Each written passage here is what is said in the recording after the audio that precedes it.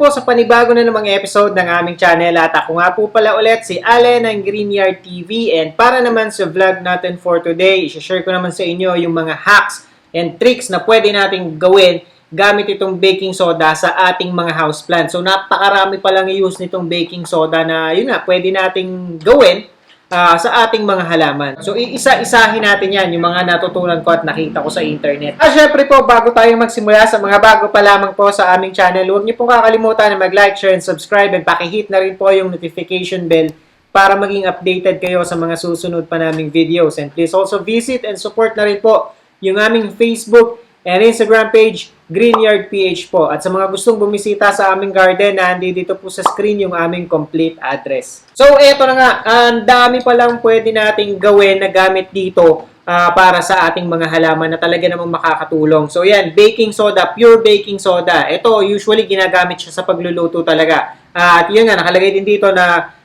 pang deodorize at saka pang linis bukod sa pagbe-bake. Pero hindi ibig sabihin yung mga soda na lumalabas. Like meron kasing washing soda, meron ding yung baking powder lang. Hindi kasi yun eh. Ang baking powder based dun sa nakita ko, nasa around 30% lamang yung baking soda niya na puro. And then merong 70% na iba't ibang ingredients na kasama. Yun namang washing soda, yun naman ay sodium carbonate ang nakalagay doon. Ito kasing pure baking soda, sodium bicarbonate naman. So, magkaiba talaga yung washing at saka itong pang-baking.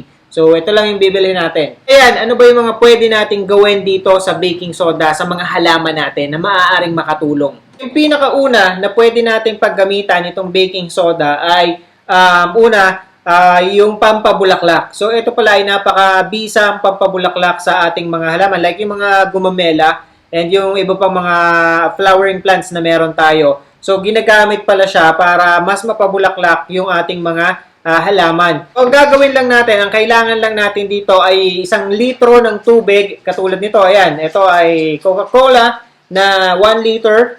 Tapos, ito na naman yung ating mahiwagang sprayer. So, kung gusto niyo umorder nito, meron ito sa Shopee. Agrify Philippines lang, hanapin niyo yun. Lalabas na to, itong sprayer na to. And wala pa itong 100 pesos sa pagkakatanda ko. So ito, napaka-helpful talaga nito kapag mga ganitong timplahan yung pinag-uusapan. Although meron naman tayo nabibili kasi ng mga, yung ano na talaga, yung pang-spray na, di ba? Pero ito, okay na okay ito sa akin.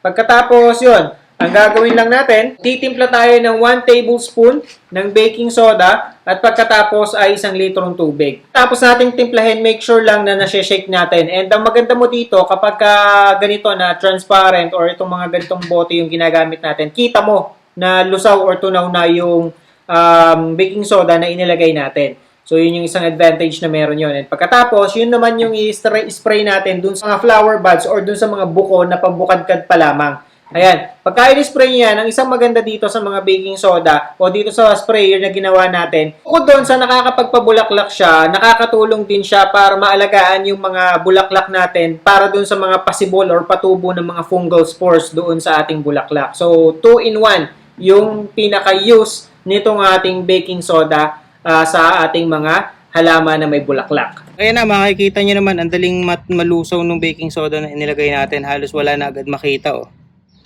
Diba? Yun yung isang maganda kapag clear. Kita mo kagad kung clear na at tunaw na yung inisinalin mo. So, yan. Ito. Ready to use na to. Gagamitin na lang natin. At bukod dyan, ginagamit din pala ang mga baking soda na panglinis ng mga gardening tools natin. So, ito kasing baking soda ay mildly alkaline pala based dun sa nabasa ko at dun sa napanood ko. And dahil dun, mas mabilis matatanggal yung mga dirt at saka grease na nakadikit dun sa mga tools na ginamit natin. Kaya very effective siya na gamitin as panglinis talaga. And bukod yun dun sa pagtanggal niya ng, let's say, may mga foul odor or bad odor dun sa ating mga tools na ginamit. So, tanggal din yun. So, napaka-effective at napakaganda rin gamitin na panlinis. Pagdating naman dito sa paglilinis nga ng ating mga gardening tools, ay ang mixture naman na kailangan natin ay 2 teaspoon naman ng baking soda sa 1 liter ng tubig at lagyan na rin natin ng 2 drop ng dishwashing liquid. So, imimix lang natin yan all together and yun na yung gagamitin nating panglinis dito sa ating mga gardening tools. And ito ay bukod dito sa mga gardening tools, maganda rin siyang panglinis ng ating mga garden furnitures. Kung meron man tayo ng mga garden furniture. So, ito yung isa na ginagamit nila sa panglinis ng mga garden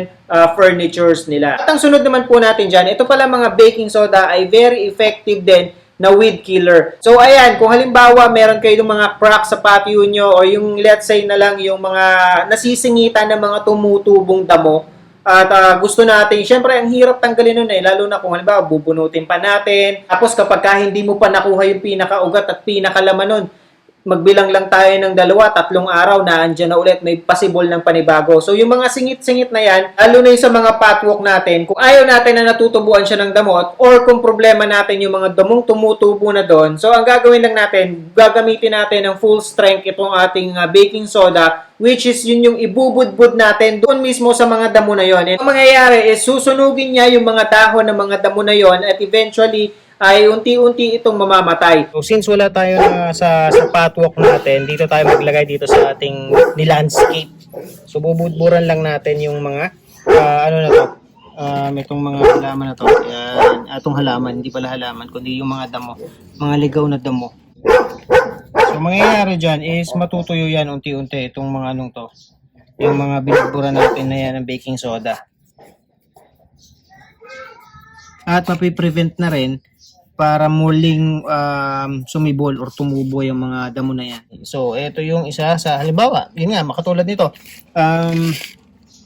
Although pwede naman nating bunutin, pero yung sa mga patwalk kasi, hindi mo talaga siya mabubunot ng buo dahil minsan napuputol At ang maganda mo pa dyan, mapipigilan na rin ng baking soda yung maaari pang mga sumibol na mga bagong damo. Ayan, pagka meron pala tayong baking soda sa mga patwalk natin, pwede na nating ito yung ibudbud. And yun. And mag-iingat lang tayo kasi katulad ng mga sa baking soda, katulad ng mga sa mga damo, kapag in-apply natin ito sa ating mga halaman, siguradong mamamatay din yung mga halaman na tatamaan ito or masusunog, masisira yung dahon nila. Kaya ingat-ingat lang din at dahan-dahan din sa paggamit ng baking soda. And ang next naman sa ating list, ang baking soda ay ginagamit din as snail at saka slug killer. So, ibig sabihin, kung halimbawa maraming mga slugs at saka snails na gumagapang sa mga halaman natin, lalo na yung mga tipong nasa medyo labas yung bahay natin, nasa terrace or nandun sa something na shaded, yung ating mga house plants, may iwasan na ang daming lumalapit talaga na snails or slugs, even nga mga linta doon sa mga halaman natin. And ito, problema din namin to kasi miyat-miyan na lamang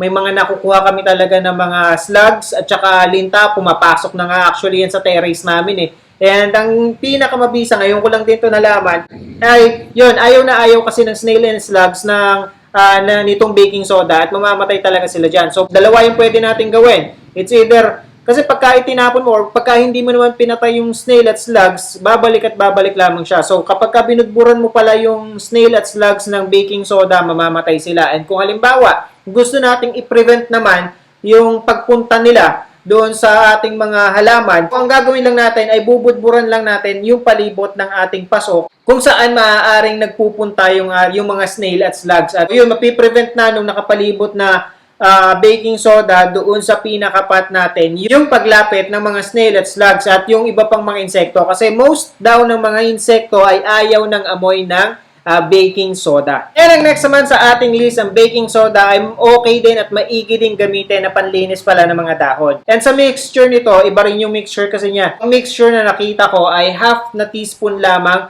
ang ilalagay natin sa 1 liter ng water. And then yun naman yung i-spray natin sa mga dahon ng ating mga halaman. At pagkatapos, pagka na-spray na natin at basa na siya, so pupunasin lang natin yung basang yon ng soft na basahan para mapanumbalik yung shine o matanggal yung mga alikabok na nakalagay o nakakapit doon sa ating mga halaman. And ang next naman na use ng baking soda ay kung halimbawa mahilig kayo sa mga flowers and marami kayong nakadisplay or nakadecorate na nakalagay sa vase na mga bulaklak sa inyong bahay. So ito ay ginagamit din para mas mapatagal natin yung buhay ng mga bulaklak na nakalagay sa vase natin.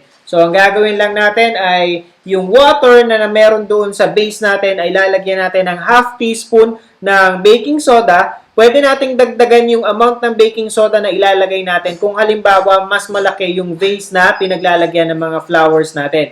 And kapag inilagay natin yon, every time na magpapalit tayo or every time na lalagyan natin yon. So, mas maganda na rin kung ikakat natin yung pinakadulo, pinaka-tip ng ating mga flowers para mas fresh. So, mas magiging matagal pala yung buhay ng ating mga bulaklak na nakababad sa tubig na may baking soda kung ikukumpara mo na nakababad lamang sila sa tubig. So, yun pa yung isang hack na pwede natin gawin gamit ang ating mga baking soda. And ang next naman, ito, isang maganda to na ngayon ko lang din nalaman at ngayon ko lang din na-discover. So, based on dun sa research at napanood ko, pwede palang gamitin ang baking soda para malaman natin yung pH level ng ating mga lupang ginagamit sa garden. So, di ba, ang soil pH level ng ating ng lupa ay 0 to 14. Yung 7 being neutral, and then yung below 7, yun yung acidic, at pagka naman above 7, yun naman yung alkaline. At yung pinaka-ideal na pH range naman para sa ating mga halaman ay between 5.5 hanggang 7 pH level. So, yun yung pinaka-safe para doon sa ating mga halaman. Yun yung pinaka-safe na soil para gamitin. So, ito, ang kakailanganin naman natin dito ay etong baking soda at kailangan din natin ng vinegar. So, gagawa tayo ng dalawang sample, dalawang cup na meron tayong soil na sample at lalagyan lang natin siya ng tubig. Unahin natin, etong baking soda ay ginagamit para matest yung acidity ng ng soil na ginagamit natin. At yun namang vinegar ay ginagamit para matest naman, alkaline naman nung soil na gagamitin natin. So, ito kung halimbawa wala kayo nung mga moisture meter o nung pang-test para makita natin yung pH level, ito yung pinakamagandang alternative. So, yun nga. Kung halimbawa itetest natin, kaya dalawang cup yung inihanda natin o dalawang glass yung inihanda natin kasi yung isa para sa baking soda, yung isa para sa vinegar. So, kapag halimbawa ito, inilagay natin, lalagyan lang natin ng water itong sample number 1 natin para sa baking soda, and then hahaluin natin siya na parang ayan, katulad yan. At pagkatapos, lalagyan natin kahit sprinkle lang ng baking soda doon sa pinaka-sample natin na soil na may tubig at hahaluin natin. Kapag ni-stir na natin yan at bumula at nag-foam yung ating soil o yung ating sample, ibig sabihin lang nun ay yung soil ay acidic, which is under 7 yung pH level na meron.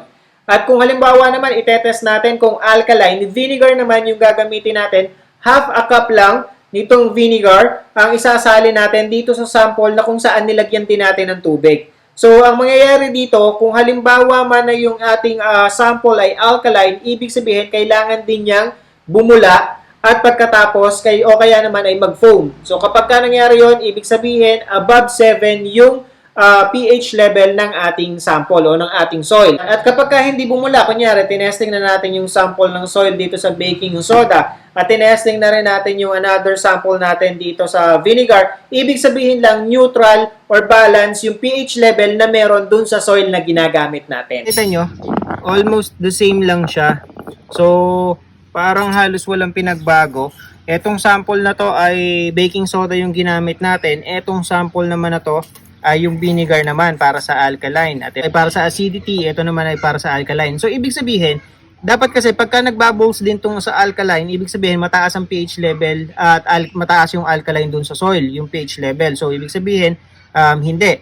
Kapag hindi nagbubbles. Dito naman, ang inaano naman ito ay acidity. So, pagka naman ito ay nagbubbles din or nagfoam, acidic. O, since parehas na hindi, ibig sabihin, parehas na ano yan ha, parehas pong soil yung ginamit natin na sample dyan. Ibig sabihin lang, yung soil na ginagamit natin ay nasa neutral lamang. Kaya maganda siya talaga sa mga halaman. Kasi nga yung ideal na soil para doon sa ating mga halaman ay between 5.5 hanggang 7. Hanggang equal o neutral yung balance ng pH level. And ayan, as you can see, okay na okay pala talaga yung ginagamit nating soil at yung mixture na ginagamit natin, ito yung ipanampalay. Ayan, so nakikita nyo, ganun din. Mula din naman kahit na anong foam or bubbles na nabuo doon sa pinakaibabaw natin. So, ibig sabihin, okay din yung loam soil na ginagamit natin. Wala din problema sa kanya. Kaya, safe siya at magandang gamitin sa ating mga halaman. Yan yung mga ito yung loam soil na kadalasan nakaripak na at nabibili natin sa mga garden shop. At ang next naman sa ating list ng paggamit ng baking soda, ito pala isang napakagandang pesticide and fungicide para sa ating mga halaman. So, ang mixture naman na kailangan natin dito ay 1 tablespoon ng baking soda. Ihahalo natin yan sa 1 liter ng tubig At pagkatapos, may kahalo din siyang tablespoon din ng dishwashing liquid. At pagkatapos ay 1 tablespoon ng neem oil kung meron, pero kahit na anong vegetable oils ay pwede. So, yun. Pero kung sakali may neem oil tayo, much better kung yun yung gagamitin natin. So, yun yung gagawin nating mixture. Ito ay nakakatulong para maitaboy pag-atake ng mga peste yung ating mga halaman. So, yun yung isang magandang factor dito. And yun, kasi ayaw nga ng mga peste pala nitong baking soda. Kaya napaka-effective din ito na natural pesticide at fungicide. Mga fungi, mga fungus na namumuti na dun sa mga dahon ng halaman. So, ito ay isang way para matanggal. For example, yung mga mildew and other fungi na meron. So, yun yung matatanggal nila. And ang pag-a-apply nito, mas maganda kung hapon natin gagawin. Huwag yung direct na, kumbaga parang mainit, kasi pagka tinamaan siya ng araw, maaaring masunog yung dahon ng mga halaman natin. Kaya pahapon, bago tayo mag-spray nito para safe. And kung halimbawa mag-i-spray tayo nito, mas maganda kung gagawin natin siya kapag sa isang dahon lang muna. So, wag natin munang sprayan yung buong halaman. Test muna natin sa isang dahon. And kung mapapansin nyo na halimbawa magwi-wilt yung dahon na yon na i-spray nyo, ibig sabihin masyadong matapang yung pagkakatimpla natin. Kaya ang gagawin natin, dagdagan natin ng water para mas malesen ng konti yung mixture na meron tayo. And then, try ulit, leave natin ng kahit siguro mga 30 to 1 hour para lang ma-check kung ano ba, kung may mangyayari ba dun sa dahon ng ating mga halaman. At kung wala, ibig sabihin, okay na siya. Pwede na natin siyang gamitin. At least, hindi muna natin in-spray sa buong halaman kasi maaari talagang mamatay or maapektuhan yung buong halaman kung gagamitin kagad natin siya ng buo. Ito naman ngayon yung fungicide at pesticide natin. And ang kailangan natin ay, so gagawin natin 2 teaspoon ng baking soda. Yun nga, katulad ng sinabi ko kanina, 3 teaspoon kapag severe. Ito yung ating neem oil, ito yung ating gagamitin. Ang neem oil nga lang talagang medyo maano na kagad ang amoy nito. Medyo matapang na kagad. And ayan, ang ginagamit namin minsan para hindi matapon, itong drops, yung pinaglumaan na dropper ng para sa baby. Yan ang ginagamit namin. So ito, kinonvert natin. Since dropper yung gamit natin, ang 1 teaspoon o 1 tablespoon ay 15 ml ang katapat. Since 1 ml lang to, so 15 ganito ang ating gagamitin o ating gagawin. And ito yung i-add natin. And by the way, yung nauna nating inalagay nga ay yung baking soda. 2 tablespoon nun ang ating nilagay.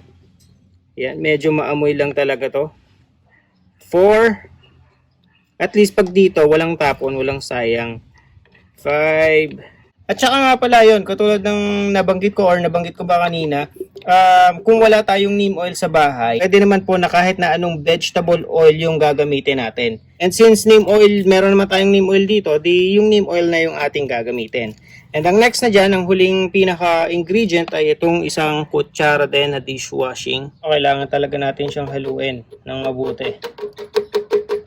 At saka yun nga, i-spray muna natin siya sa isang dahon muna ng ating halaman, ng ating mapipiling halaman. Para malaman natin kung matapang ba yung timpla natin. Kasi kung matapang yung timpla natin, kailangan nating dagdagan ng tubig yung ating tinimpla. Make sure na lagi nating i-shake kapag gagamitin natin. So, eto na yung ating fungicide, pesticide. I-spray natin. May mga puti-puti eh. Hindi ko alam kung ano yan eh. Bigla na lang lumabas dyan sa halaman na yan. So, ayan, malalaman natin dito ngayon.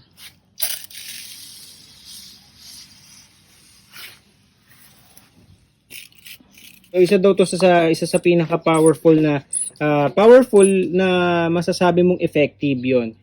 Effective pagdating sa fungicide at saka pesticide. So yan. At uulitin ko po ha, ang pag-i-spray ng ganito, yung nito pag kung magpe-pesticide kayo, mas maganda kung gagawin natin sa hapon. Kasi pagka sa hapon, wala na, padilim na kagad, hindi na siya tatamaan talaga ng sikat ng araw. Wala na tayong alalahanin na ganoon. Kasi kapag tinamaan siya ng sikat ng araw, ay lalo na kapag halimbawa umaga or tanghali kayo nag-spray nito, maaaring masunog yung dahon niya.